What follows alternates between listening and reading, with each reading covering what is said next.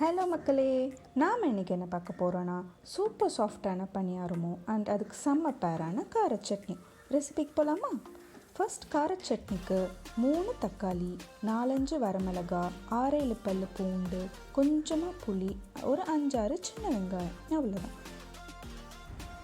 இதில் ஃபர்ஸ்ட் ஸ்டெப்புக்கு நம்ம தக்காளியை தவிர மிளகா, பூண்டு, புளி, சின்ன வெங்காயம் இது எல்லாத்தையும் போட்டு ஒரு கோர்ஸ் பேஸ்ட்டாக அரைச்சிக்கணும். செகண்டு, இந்த தக்காளியை மட்டும் தனியாக அரைச்சி வச்சுக்கணும். இப்போ அடுப்பில் ஒரு சட்டி வச்சு ஃபஸ்ட்டு நம்ம பணியாரத்தை தாளித்து எடுத்துக்கலாம். அதுக்கடுத்து அதே சட்டிலே நம்ம கார சட்னிக்கு வதக்கிடலாம்.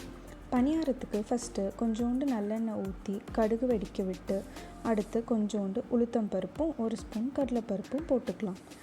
இது ரெண்டும் நல்லா செவக்கணும். அப்போ தான் நல்லா கிறிஸ்பியாக வாயில் கடிப்பட நல்லாயிருக்கும்.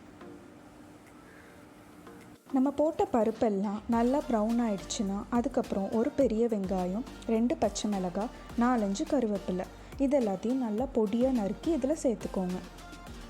வெங்காயம் எல்லாமே ரொம்ப ப்ரௌன் ஆகணும்னு தேவையில்லை, ஓரளவுக்கு அந்த டிரான்ஸ்பரண்ட்டாக இருக்கும்னு சொல்லுவாங்கள்ல, அந்த அளவுக்கு வதங்கினா போதும்.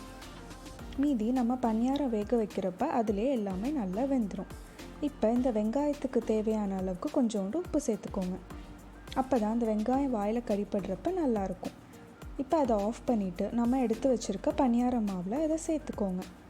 நான் இன்றைக்கி பணியார மாவுன்னு எடுத்துருக்கிறது ஆப்ப மாவு தான். இது ஆப்பத்துக்கு அடைச்சிருக்கனால நல்ல உள்ளே சாஃப்டாக இருக்கும், பணியாரம் வெளியே கிறிஸ்பியாக வரும். பொடி பொடியாக நறுக்கி வச்ச கொஞ்சோண்டு கொத்தமல்லியும் ஆட் பண்ணிக்கோங்க. இப்போ நம்ம கார சட்னி ரெடி பண்ணிடலாமா? அதுக்கு ஒரு குட்டி சட்டியில் 2 ஸ்பூன் நல்லெண்ணெய் விட்டு 1 டீஸ்பூன் கடுகு வெடிக்க விட்டுக்கோங்க. அது வெடித்த உடனே 1 டீஸ்பூன் உளுத்தம்பருப்பு சேர்த்துக்கோங்க.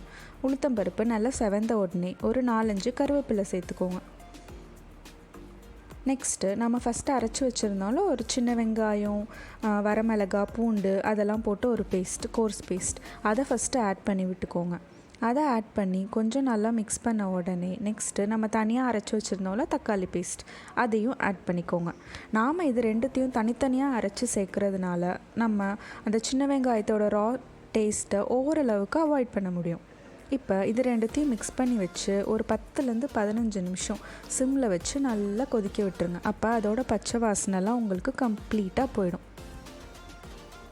நீங்கள் உங்கள் கன்சிஸ்டன்சிக்கு தேவையான அளவுக்கு தண்ணி ஊற்றிக்கோங்க.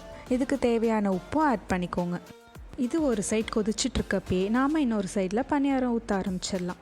என்கிட்ட இருக்கிறது ஒரு இண்டாலியம் பணியார சட்டி. இதில் எல்லாத்துலேயும் ஒரு 1/2 ஸ்பூன் ஆயில் விட்டுக்கோங்க. ஆயில் ஊற்றிட்டு நம்ம கலந்து வச்சுருக்க பணியார மாவு 1/2 கரண்டி ஃபுல்லாக ஊற்றாதீங்க. அதில் ஒரு 3/4 இதுக்கு இருக்கிற மாதிரி ஊற்றிக்கோங்க. அப்போ தான் நம்மளுக்கு வெந்து வரப்போ அது ஃபுல்லாக இருக்கும். மூடி போட்டு வச்சுருங்க. மீடியம் ஹீட்லேயே வச்சுக்கோங்க. சைடில் அப்பப்போ இந்த சட்னியும் கிளறி விட்டுக்கோங்க. இது நல்லா வற்றி இந்த ஸ்டேஜுக்கு ஆகிடும். இப்போ பணியாரம் ஓரளவுக்கு வெந்துருச்சு. நம்ம இப்போ அதை மெதுவாக ஒரு ஷார்ப்பான ஸ்பூன் எடுத்துக்கோங்க. வச்சுட்டு இந்த மாதிரி திருப்பி போடலாம். நம்ம ஓரளவுக்கு மீடியம் டு சிம் இந்த ஹீட்டில் வச்சா போதும். அப்போ தான் அந்த சைட் நம்மளுக்கு நல்லா மொறுன்னு கிறிஸ்பியாக கிடைக்கும், உள்ளேயும் வெந்திருக்கும்.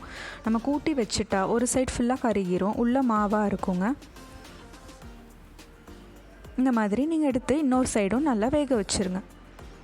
நம்மளுக்கு இப்போ சூப்பரான பணியாரமும் நல்ல காரசாரமான சட்னியும் ரெடி. இங்கே செம்மையாக மழை பெஞ்சிட்ருக்குதுங்க. இந்த கிளைமேட்டுக்கும் அதுக்கும் சுட சுட பணியாரம், நல்ல காரமான இந்த மாதிரி ஒரு செம்மையான சட்னி வச்சு சாப்பிட்டா சான்ஸே இல்லைங்க. பார்த்தீங்களா எவ்வளோ சாஃப்டாக இருக்குன்னு? இந்த சைட் செம்ம கிறிஸ்பி, இன்னொரு சைட் ஐயோ இன்னும் அந்த டேஸ்ட்டு நாக்கிலே நிற்குதுங்க. கண்டிப்பாக நீங்களும் ட்ரை பண்ணி பார்த்துட்டு எப்படி இருக்குன்னு சொல்லுங்கள். தேங்க்யூ மக்களே, நெக்ஸ்ட் வீடியோவில் சந்திக்கலாம். பை.